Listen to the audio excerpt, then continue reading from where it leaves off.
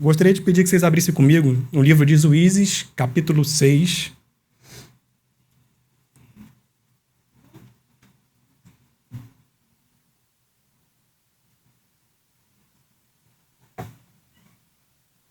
Juízes, capítulo 6. E nós vamos ler dos versos 11 até o 24.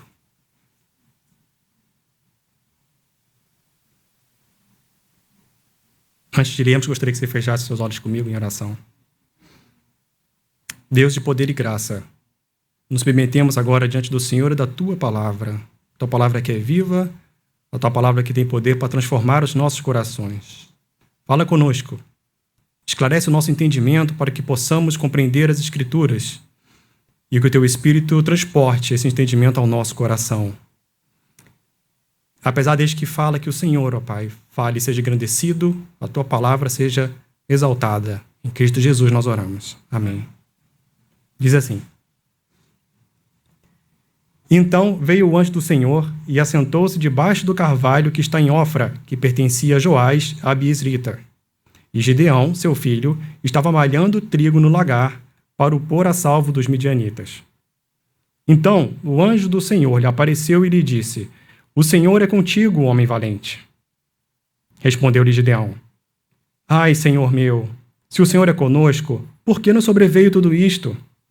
E que é feito de todas as suas maravilhas que nossos pais nos contaram, dizendo: Não nos fez o Senhor subir do Egito? Porém, agora o Senhor nos desamparou e nos entregou nas mãos dos midianitas.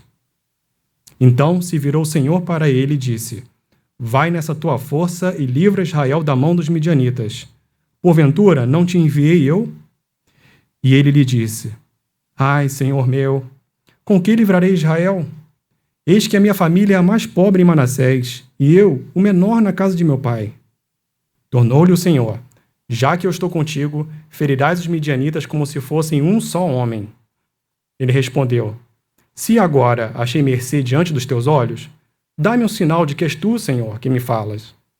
Rogo-te que daqui não te apartes até que eu volte e traga a minha oferta e a deponha perante ti. Respondeu ele: Esperarei até que voltes. Entrou Gideão e preparou um cabrito e bolos asmos de 1 efa de farinha. A carne pôs no cesto e o caldo numa panela, e trouxe-lhe até debaixo do carvalho e lhe o apresentou. Porém o anjo de Deus lhe disse: Toma a carne e os bolos asmos, põe-nos sobre esta penha e derrama-lhes por cima o caldo. E assim o fez. Estendeu o anjo do Senhor a ponta do cajado que trazia na mão e tocou a carne e os bolos asmos. Então subiu o fogo da penha e consumiu a carne e os bolos. E o anjo do Senhor desapareceu de sua presença. Viu Gideão que era o anjo do Senhor e disse: Ai de mim, Senhor Deus, pois vi o anjo do Senhor face a face. Porém o Senhor lhe disse: Pai seja contigo, não temas, não morrerás. Então Gideão edificou ali um altar ao Senhor e lhe chamou de O Senhor é Paz. Ainda até o dia de hoje está o altar em Ofra, que pertence aos Abiesritas. Louvado seja o Senhor pela sua palavra. Nesse contexto de pandemia, o mundo tem constatado como a natureza humana é frágil, como o nosso organismo é frágil.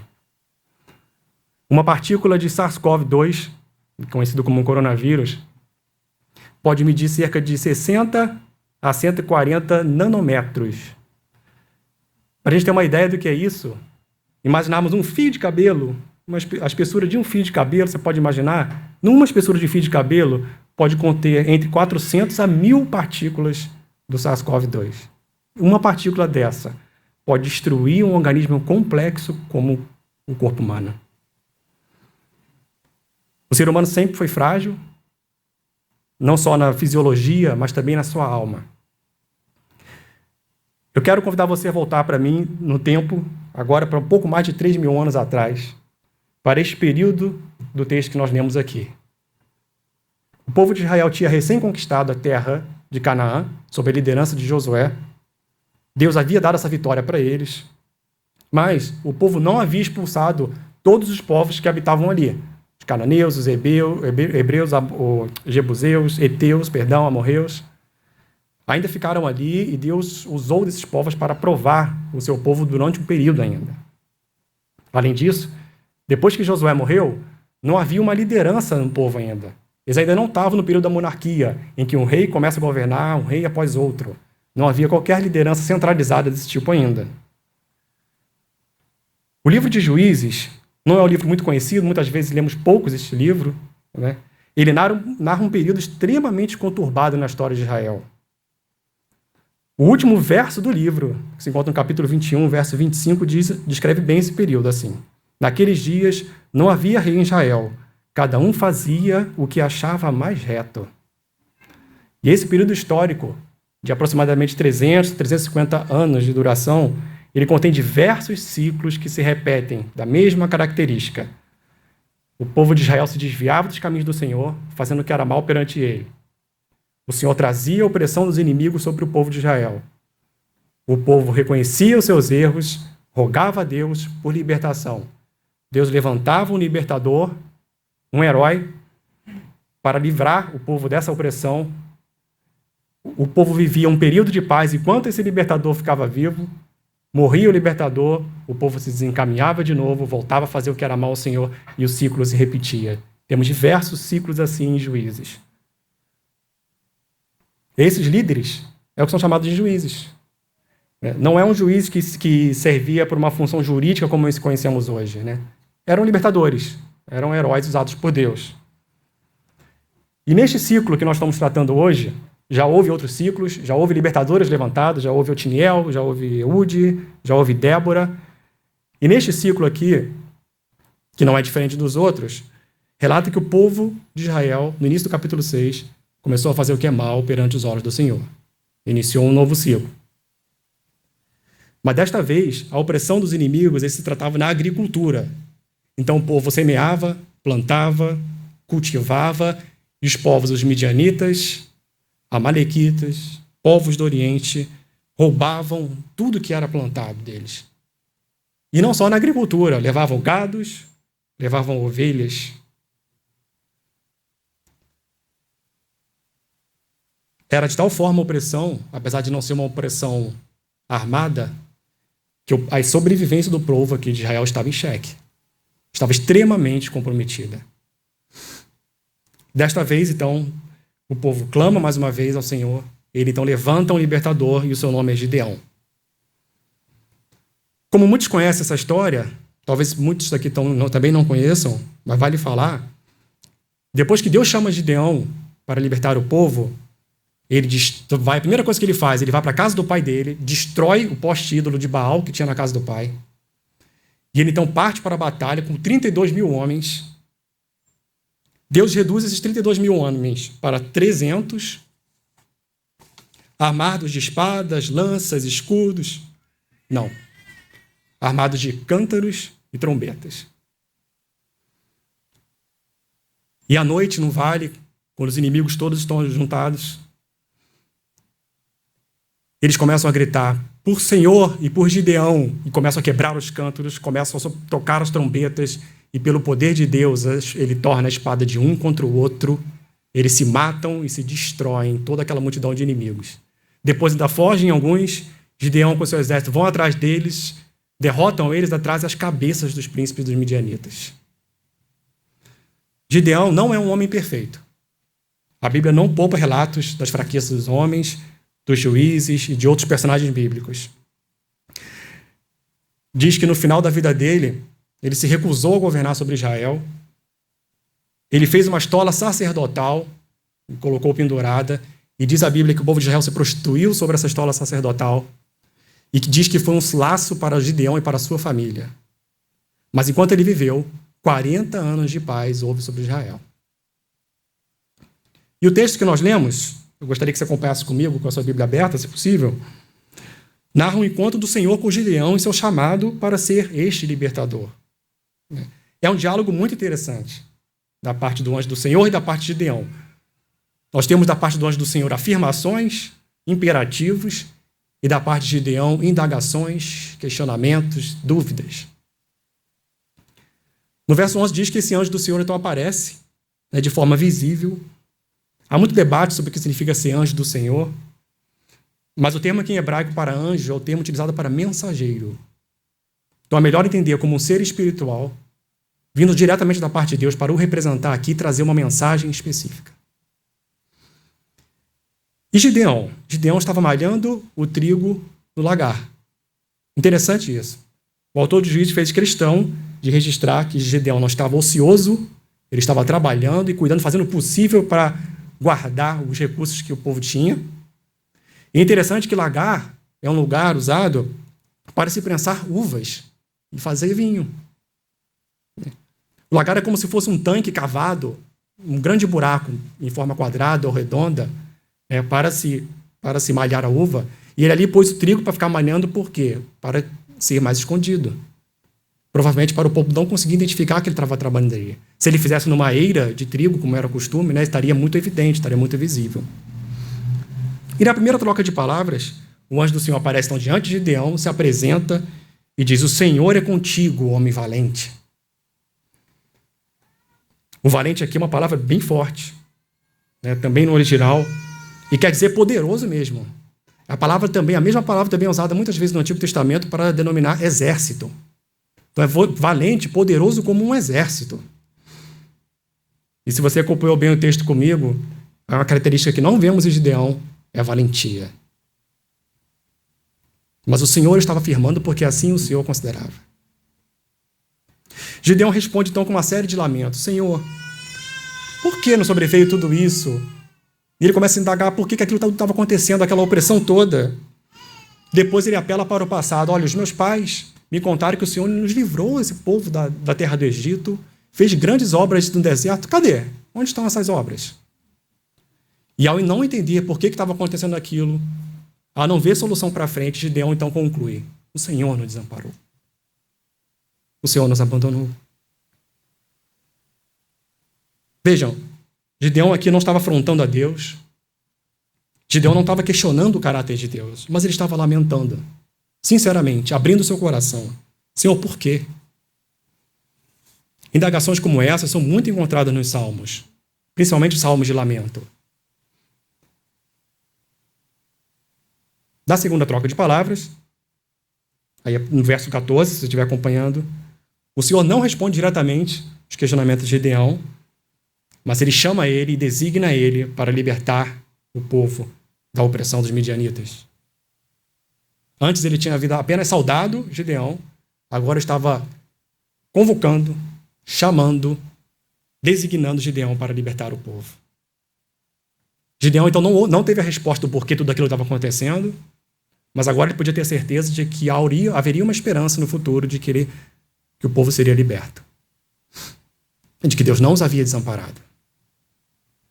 Mas desta vez, a segunda resposta de Gideão volta-se para si mesmo, com 3 alegações. Primeira: Senhor, com que recursos eu vou fazer isso?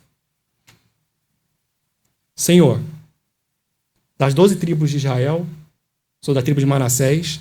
Da tribo de Manassés, a casa do meu pai é a menor. E da casa do meu pai, Senhor, eu sou o menor da casa do meu pai. Os grandes clãs, nessa época, os povos que viviam em regime tribal, os grandes clãs tinham recursos, tinham combatentes, tinham armas para guerrear. Ele era a casa mais pobre de Manassés, a casa do pai dele. A despeito de Deus ter falado que ele ia enviar, Gideão olha para si mesmo, olha para as suas limitações. E na terceira troca de palavras, o Senhor volta a falar para ele: já que eu estou contigo, ferirás os midianitas como se fossem um só homem. Todas as alegações de Gideão não contam quando o Senhor se volta para ele novamente. Os recursos não contam, o levantamento orçamentário que Gideão fez não conta. Mas o Senhor diz: já que eu estou enviando você, vai ferir os midianitas como um só homem. É muito interessante essa figura de linguagem aqui usada, porque a proporção é essa mesmo. São 300 homens com Gideão contra um exército de amalequitas, midianitas, povos do Oriente, em que a Bíblia descreve que cobriam o vale como uma multidão de gafanhotos. 300 contra uma multidão de gafanhotos. Na sua terceira resposta, Gideão ainda não tem certeza, ainda se sente inseguro e quer garantir que realmente o Senhor estaria com eles, que realmente o Senhor os livraria das mãos dos seus inimigos. E ele então pede uma confirmação do Senhor, um sinal.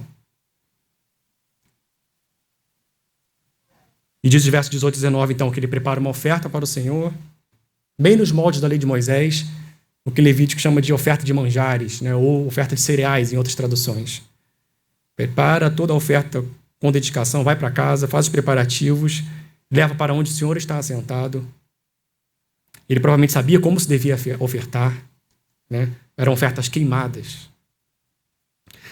E os versos 20 e 21 dizem então que o anjo do Senhor orienta ele como ele devia preparar, onde devia colocar sobre uma penha, né, e simbolizando como um altar. E ele então estende a ponta do seu cajado ali e surge um fogo e queima aquela oferta. Gideão então fica atônito, não só pelo sinal do fogo que aparece, mas também o Senhor aceita a sua oferta. E ele é tomado de temor, né? No final do texto nós vemos que ele é tomado de temor porque viu face a face o anjo do Senhor. E o Senhor o tranquiliza para que não temesse, ele não ia morrer. E ele era um Deus de paz. E assim Gideão reconhece que ele é um Deus de paz. Mas é interessante que depois, ainda antes de ir para a batalha com seus exércitos, Gideão volta a pedir uma nova confirmação a Deus, no capítulo seguinte. Ou no texto seguinte, perdão, ainda no 6. Ele pede outra confirmação. Senhor, se o Senhor realmente vai estar comigo para livrar Israel, vou colocar aqui uma porção de lã aqui na eira e vou pedir para o Senhor umidificar aqui a porção e a terra toda em volta ficar seca. Deus atende o chamado dele de madrugada, ele acorda de manhã e vê só a porção de lã umedecida e todo ao redor seco. E ele ainda fala, Senhor, não se irrite comigo, por favor, mas dessa vez eu quero pedir que a lã seja seca e o entorno umedecido. E o Senhor atende e confirma com ele. E acontece exatamente isso. Só a lã fica seca e toda a terra ao redor úmida. Irmãos, nós temos muito que aprender nesse texto, nesse diálogo. O texto nos mostra um grande desbalanço entre o homem e o ser de Deus. Há um contraste enorme aqui, evidenciado claramente nesse texto, entre a fraqueza humana e o poder de Deus.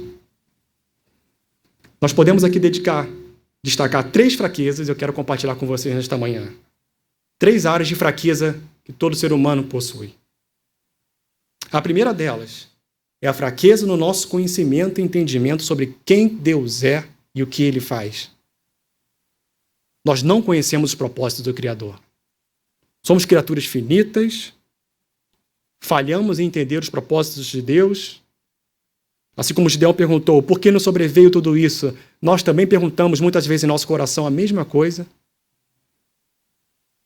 Quando olhamos muitas vezes para o que Deus fez no passado, não conseguimos ter esperança no futuro, mesmo tendo lido, estudado e aprendido tudo que Deus já fez. Essa é a nossa fraqueza. Frequentemente, a não entendermos os propósitos de Deus para tudo que acontece ao nosso redor ou com a nossa vida, nós, em geral, damos um veredito. O Senhor nos abandonou, o Senhor esqueceu de mim, o Senhor esqueceu de nós. Esta é a primeira fraqueza humana. E, em contraste a esta fraqueza, Deus detém o controle e o domínio de todas as coisas. Ele é soberano. Ele governa a história da humanidade por completo. Ele é onipotente, onisciente, onipresente. Os teus desígnios são insondáveis, não podemos alcançar. Mas a sua providência está sempre em ação, em todo o tempo. E a despeito da nossa fraqueza e não conhecer e alcançar isso, ele se revela como quem está conosco e que sabe muito bem o que está fazendo. O silêncio dele não quer dizer descaso, não quer dizer abandono, porque a justiça dele, as Escrituras nos mostram isso, sempre triunfará, sua justiça.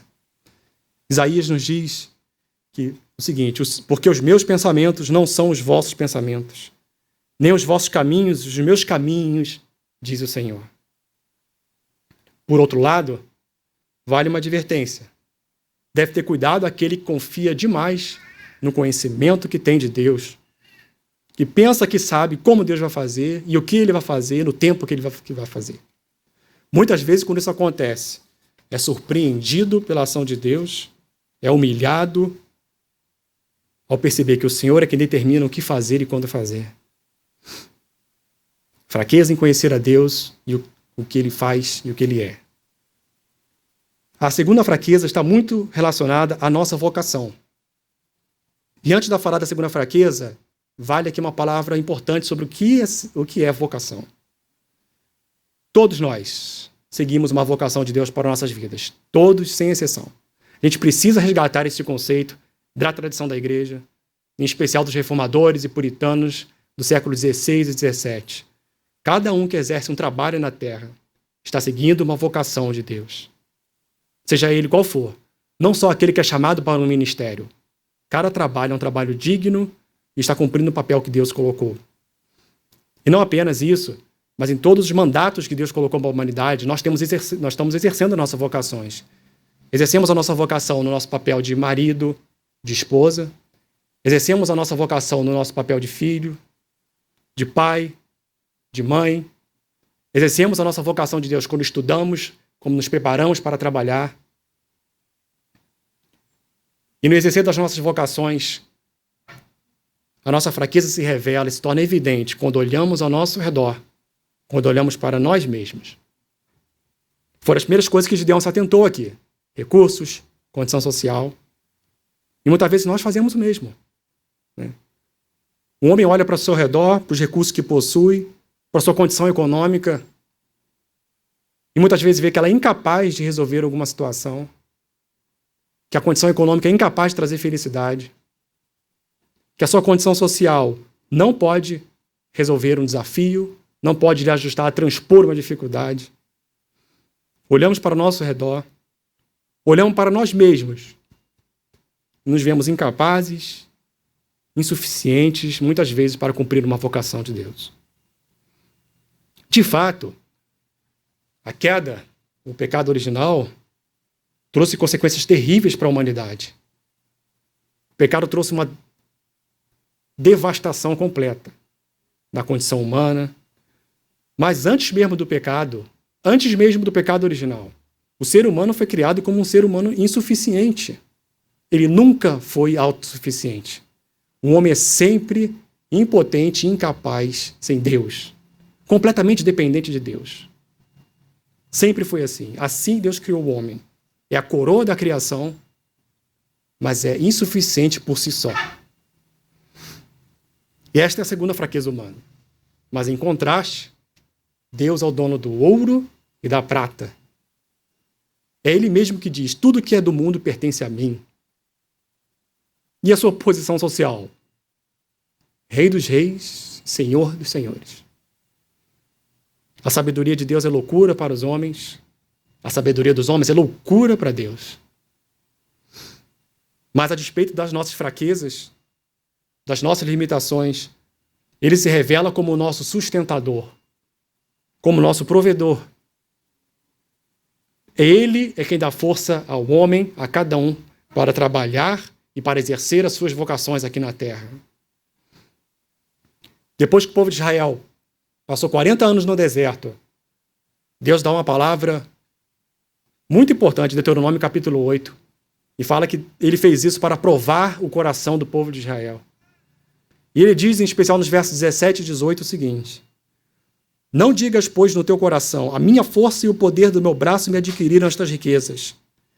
Antes te lembrarás do Senhor teu Deus, porque é Ele o que te dá força para adquirires riquezas. E a nossa condição social e reputação diante dos homens é irrelevante também. Nós somos chamados para uma posição que não pertence ao reino desta terra. A reputação diante do Senhor é quem importa. E com Ele, meus irmãos, por mais fracos que sejamos, por mais insuficientes que sejamos, com Ele podemos ser fortes, porque Ele é conosco. Por isso Ele chamou Gideão de valente. Não é porque Gideão tinha uma força inata e nem Deus ia dar superpoderes para Gideão, mas é porque Deus ia estar com ele. E pelo fato de Deus estar com ele, ele era valente, ele era poderoso como um exército. Por outro lado, mais uma vez uma advertência. Deve ter cuidado aquele que confia nas suas riquezas e nas suas posses, como se pudesse comprar a solução para os desafios que enfrenta, do que confia no seu status social, no seu cargo aqui na Terra, do que confia na sua própria força ou na sua própria inteligência. Há uma passagem que eu gosto muito, que se encontra em Jeremias capítulo 9, versos 23 e 24, que diz o seguinte: assim diz o Senhor, não se glorie o sábio na sua sabedoria, nem o forte na sua força, nem o rico nas suas riquezas. Mas o que se gloriar, glorie-se nisto, em me conhecer e saber que eu sou o Senhor e faço misericórdia, juízo e justiça na terra, porque destas coisas me agrado, diz o Senhor. A segunda fraqueza é a fraqueza nossa, quando nós olhamos para nós mesmos e para nossas próprias condições. A terceira fraqueza, ela se revela na nossa segurança, na nossa certeza, na nossa fé. É quando estamos diante do desafio à nossa frente, a nossa insegurança aparece, a nossa falta de fé em Deus aparece. E muitas vezes pedimos confirmações. Gideão estava inseguro. Ele pediu uma confirmação física porque ele estava inseguro. Mesmo o anjo do Senhor na frente dele fisicamente. Muitos de nós somos ensinados de forma errada de que precisamos de alguma revelação nova ou de um sinal para que Deus faça isso ou aquilo. Nós não precisamos. Toda a revelação divina que precisamos está aí na sua mão. Está aí do seu lado. As Escrituras Sagradas. Tudo o que precisamos está registrado aqui. E é nela que nós devemos nos apoiar. Jamais nos apartar dela, jamais. Esta é a terceira fraqueza humana. E em contraste, Deus não precisa ter fé em ninguém. Deus não precisa ter segurança em ninguém. Ele é autossuficiente. E Ele, que é o próprio alvo da nossa certeza, da nossa fé, Ele se revelou aos homens, porque quis se revelar. Ele se revela aos homens na natureza, ele se revela de forma específica nas Escrituras, se revelou no passado por meio de profetas, na plenitude dos tempos por meio de seu Filho, Jesus Cristo. E a despeito da nossa fraqueza, das nossas incertezas e inseguranças, ele se revela como o próprio autor da fé. A sua palavra é alimento para a nossa fé. Podemos nos apegar nela, porque nela há promessas legítimas para cada um de nós. Por outro lado, deve ter cuidado também aquele que possui uma falsa segurança baseada no entendimento errado das Escrituras. Quando se apega a uma promessa que Deus nunca prometeu. Quando está sempre buscando sinais e se apoiando em coisas visíveis, deixando a palavra de Deus de lado. Ou aquele que quer usar a fé para os seus próprios desejos, para os seus próprios prazeres. Fraqueza na nossa fé e na nossa segurança. 3 áreas de fraqueza. 3 áreas de fraqueza que todos nós podemos estar acometidos. E assim é um contraste entre a fraqueza humana e o poder de Deus. Quando eu estava refletindo sobre esse texto, pensei numa ilustração que eu gostaria de compartilhar com vocês. Uma balança. Imagine que uma balança, daquela balança clássica, que você tem 2 pratos e ela mede um produto por um meio comparativo. Né? Você coloca um produto que você quer saber o peso aqui num prato, você coloca no outro prato pesos padrões, de massas padrões, até você descobrir quanto está pesando aquele produto. Então imagine uma balança como essa, 2 pratos. Num prato, nós colocamos uma pena. No outro prato, nós colocamos um tonel de chumbo. A diferença é tão absurda que provavelmente a pena não vai nem ficar no prato. Vai ser expulsa pela velocidade com que o chumbo vai descer. Assim somos nós comparados a Deus. Absolutamente nada.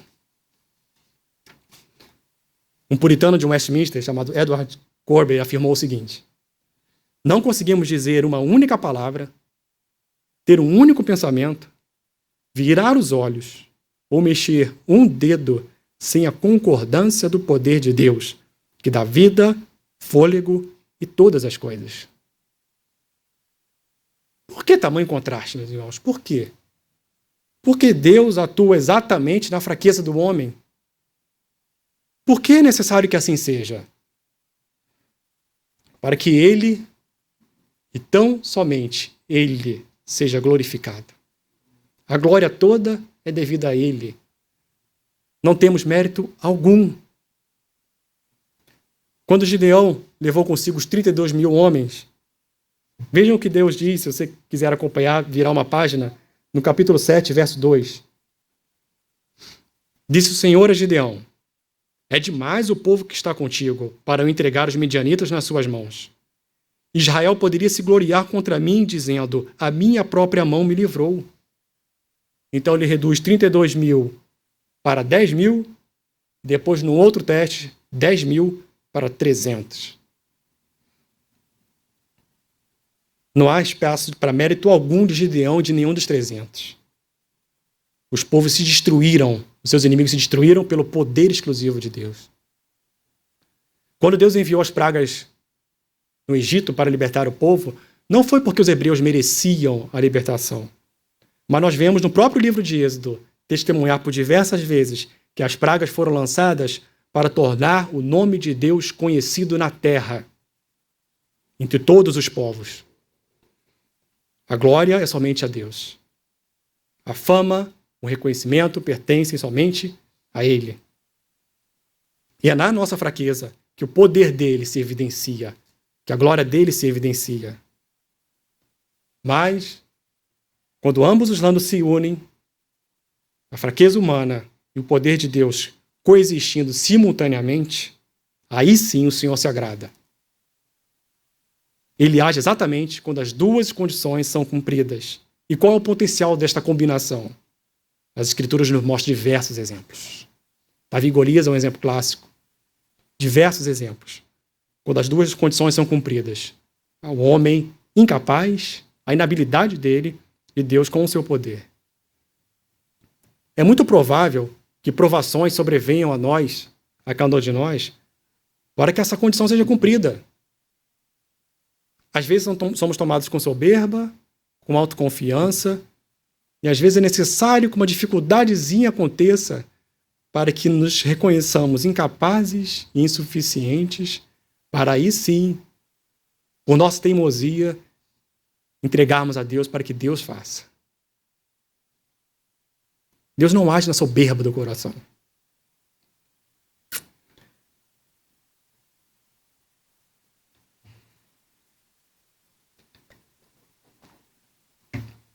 Irmãos, na história da redenção, esta realidade também não é diferente.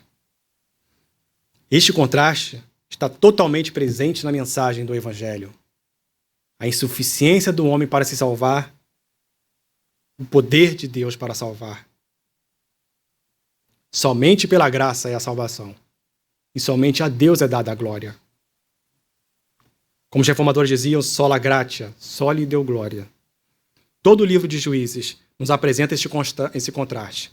A fraqueza do povo de Israel caindo em pecado vez após vez. E a graça de Deus se manifestando. A misericórdia de Deus se manifestando. Por pura graça. Todas as Escrituras nos mostram diversos exemplos desta realidade contrastante. Nós somos, por natureza, pecadores miseráveis, completamente dependentes da sua graça de Deus. Assim como a mensagem de Juízes nos mostra os nossos pecados, nos trazem opressão e somos oprimidos pela nossa própria cobiça, somos escravizados ao pecado. E todos, sem exceção, necessitam de um libertador, necessitam de um juiz. Mas ao contrário de um juiz com fraquezas, ao contrário de um juiz com defeitos, ele enviou o seu Filho perfeito, poderoso, imaculado, para nos libertar das trevas. Nós podemos ver na mensagem do Evangelho as três fraquezas. Primeira fraqueza, ninguém consegue entender o plano de Deus da salvação. Ninguém consegue conceber a ideia de um amor incondicional como o amor de Deus. Ninguém consegue conhecer a Cristo como Ele é, nem chegar a esse conhecimento por si só. A segunda fraqueza, as pessoas não possuem coisa alguma que possam usar para comprar a salvação. Bem nenhum, condição social nenhuma, riquezas, contas bancárias podem comprar a salvação ou a paz que excede todo entendimento. A terceira fraqueza, ninguém possui a fé necessária para a salvação. Até ela vem de nós. É dom de Deus. E a despeito desta fraqueza, dessa completa incapacidade nossa, Paulo define o Evangelho como o poder de Deus para a salvação.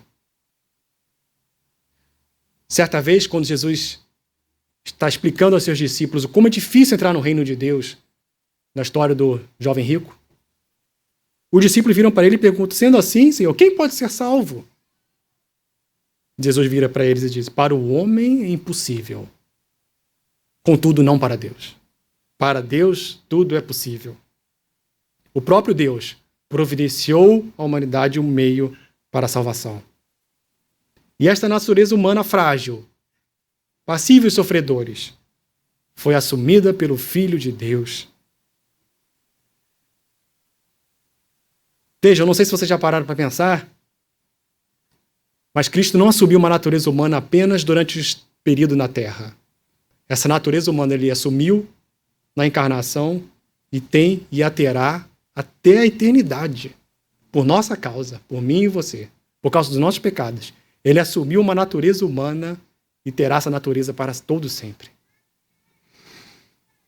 O homem é insuficiente. A obra de Cristo na cruz, suficiente e poderosa para salvar. A Cristo é dado todo o poder no céu e na terra. Ele é quem é digno de ser exaltado. E no meio das nossas fraquezas e limitações, é Ele quem deve brilhar. Cristo, Cristo, Cristo. Por outro lado, deve ter cuidado aquele que pensa que pode ser salvo pelo seu conhecimento, pelas suas habilidades, pelas obras que faz. Ou pode adquirir a entrada do reino de Deus por meio de riquezas e fortunas. Muitos vão ser surpreendidos naquele dia. Quando os discípulos levaram o evangelho para Samaria, nós temos uma história muito interessante no capítulo 8 de Atos. Havia em Samaria um mágico chamado Simão. Ele iludia o povo com seus truques, suas mágicas. Ele era chamado do poder de Deus. Era como aquele povo chamava ele. O grande poder. E quando Pedro e João vão lá e estende a mão dele sobre aqueles que foram batizados e eles recebem o Espírito Santo, ele fica abismado com aquele poder do Espírito e quer ter aquele poder também e oferece a Pedro dinheiro para poder ter aquele poder, para que ele pudesse estender a mão sobre os outros e descesse o Espírito Santo também. E Pedro o repreende severamente. Ele diz: o teu dinheiro seja contigo para a perdição, porque você julgou poder comprar o dom de Deus com riquezas. A salvação é uma dádiva, é um presente para cada um de nós. Eu quero me dirigir a você que está aqui presente, você também que está nos assistindo, com algumas palavras, algumas reflexões. Reconheça a sua fraqueza, reconheça as suas limitações. E em meio a este reconhecimento, reconheça que Deus detém todo o poder.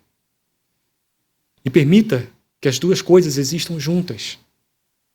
A sua fraqueza e o poder dele.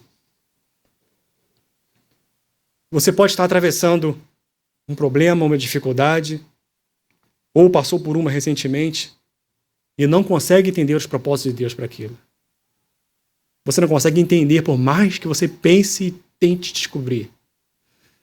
Talvez uma dificuldade no seu trabalho, um problema de um relacionamento, problema de saúde.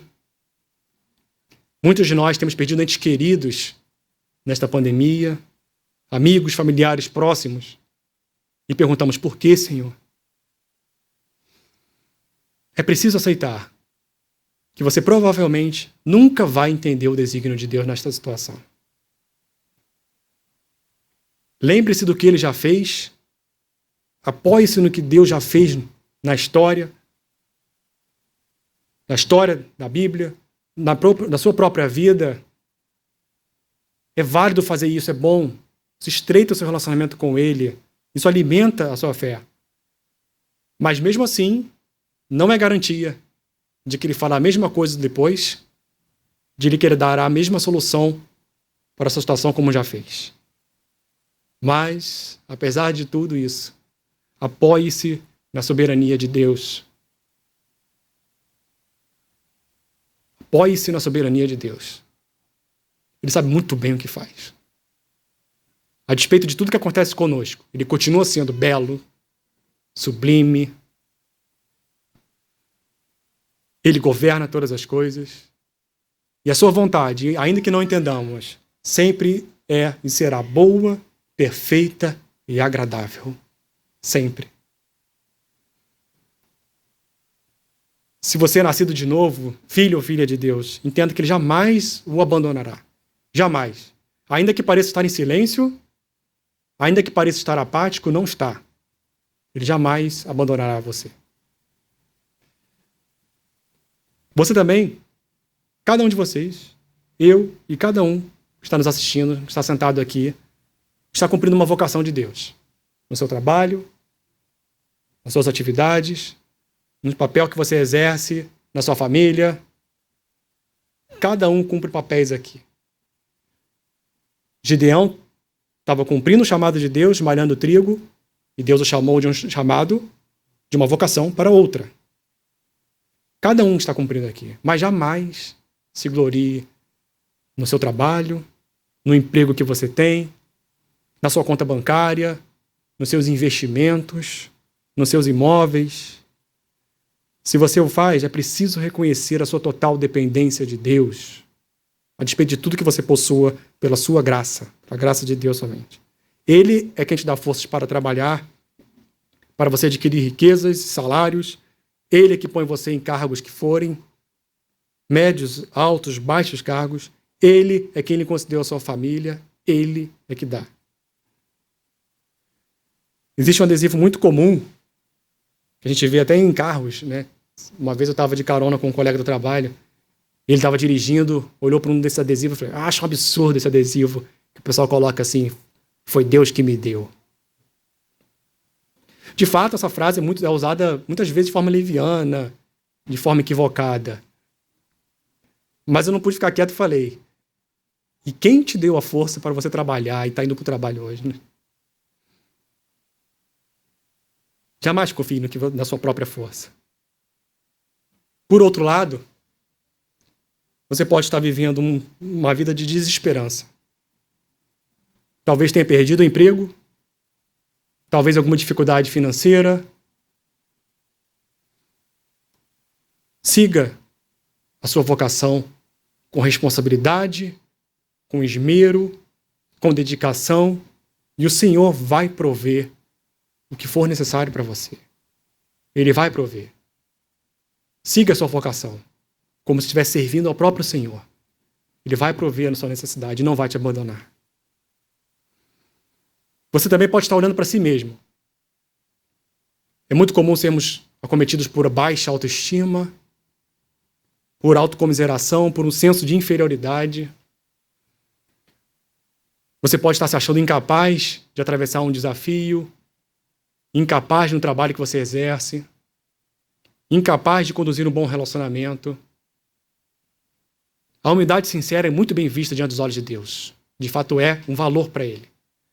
Mas uma inferioridade excessiva, uma autocomiseração pode ser extremamente prejudicial. Conte com a força do Senhor. E lembre-se também que a sua reputação diante dos homens não conta. É difícil nós entendermos isso. A sua reputação diante de Deus, a sua posição diante dele é a que conta. E não o que os outros vão pensar de você. Se te consideram inferior, se te consideram de menor. A opinião deles não importa. Gostaria também de falar para você que provavelmente se sente inseguro quanto ao seu destino, do que acontecerá depois da morte, inseguro, incerto sobre o que há de vir. apesar de conhecer a Cristo, apesar de conhecer o Evangelho. Busque a certeza necessária, a fé necessária na palavra de Deus. Ela alimenta a sua fé. Tudo que há de ser revelado, que foi revelado, está aqui já escrito. Você não precisa buscar confirmações externas à parte das Escrituras. Não busque falsas profecias. Cuidado com doutrinas que são erradas mundo afora. Olhe para Cristo. Mantenha os seus olhos fixos no Autor da vida.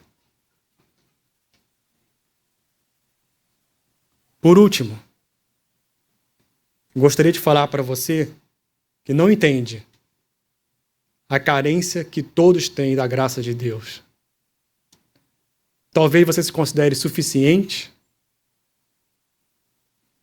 em si mesmo. Talvez você se considere uma boa pessoa, uma pessoa que faz boas ações. Mas com todo o amor, eu preciso lhe dizer que todos são pecadores.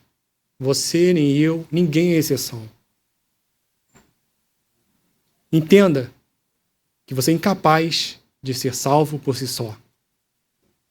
Nenhuma força que você possua, nenhuma sabedoria que você possua, nenhuma riqueza pode salvar. Apenas Cristo pode salvar. Apenas o poder do Evangelho e do Espírito no seu coração pode te salvar. Você pode ter todas as coisas na terra, pode ter força, sabedoria, riquezas e pode estar vivendo contra Deus e não sabe. Reconheça a sua condição de pecador, arrependa-se dos seus pecados, creia no Evangelho, creia em Jesus Cristo como o único Salvador suficiente para você. No único que tem o poder para te salvar. Gostaria de encerrar este momento com uma última leitura. Gostaria que vocês abrissem comigo em 2 Coríntios, capítulo 12. 2 Coríntios, capítulo 12.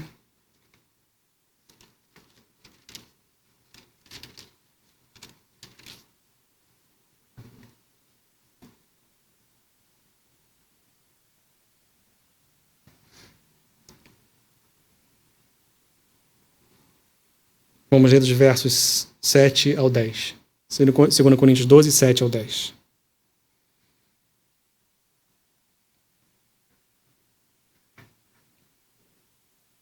E, para que não me soberbesse com a grandeza das revelações, foi-me posto um espinho na carne, mensageiro de Satanás, para me esbofetear, a fim de que não me exalte. Por causa disto, 3 vezes pedi ao Senhor que o afastasse de mim.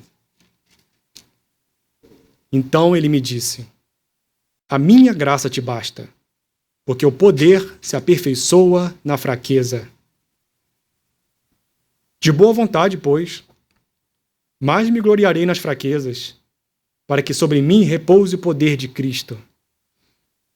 Pelo que sinto prazer nas fraquezas, nas injúrias, nas necessidades, nas perseguições, nas angústias, por amor de Cristo. Porque quando sou fraco, então é que sou forte. Amém? Louvado seja o Senhor pela sua palavra. Feche os seus olhos para termos um momento de oração, por favor.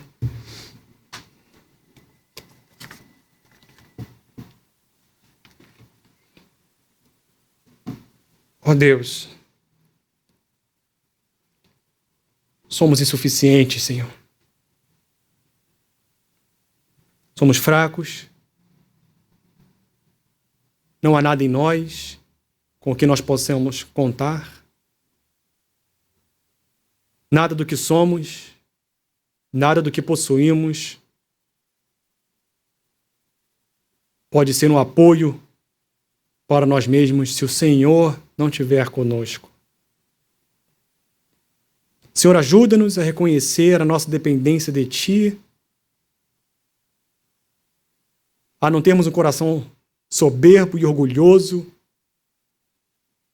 a não confiarmos em nós mesmos, na nossa própria capacidade, no nosso próprio poder, mas no Senhor. mas no poder da tua palavra, no poder do Evangelho que liberta. Seja o Senhor glorificado, ó Deus. Seja o Senhor exaltado nas nossas vidas. Quando estivermos exercendo as nossas vocações na terra, sejamos brilhando à luz de Cristo, evidenciando a tua graça, a tua misericórdia e o teu poder. Ao Senhor seja dada a honra, ao Senhor seja dada toda a glória. Ajuda-nos na nossa fraqueza. Senhor, somos falhos, somos limitados de fato, mas precisamos crer naquele que detém o poder de todas as coisas e é soberano sobre tudo o que acontece na terra. Bendizemos ao teu nome nesta manhã, que a tua palavra esteja guardada em nosso coração. E em nome de Cristo Jesus nós oramos. Amém, Senhor. Amém. Por tudo que tens feito, por tudo que vais fazer, por tuas promessas e tudo que és, eu quero te agradecer com todo o meu ser. Te agradeço, meu Senhor. Te agradeço, meu Senhor. Te agradeço por me libertar e salvar, por ter morrido em meu lugar. Te agradeço, Jesus, te agradeço. Eu te agradeço, te agradeço por tudo que tens feito, por tudo que vais fazer, por tuas promessas e tudo que és. Eu quero te agradecer com todo o meu ser. E aí? Te agradeço, meu Senhor. Te agradeço, meu Senhor. Te agradeço por me libertar e salvar, por ter morrido em meu lugar. Te agradeço,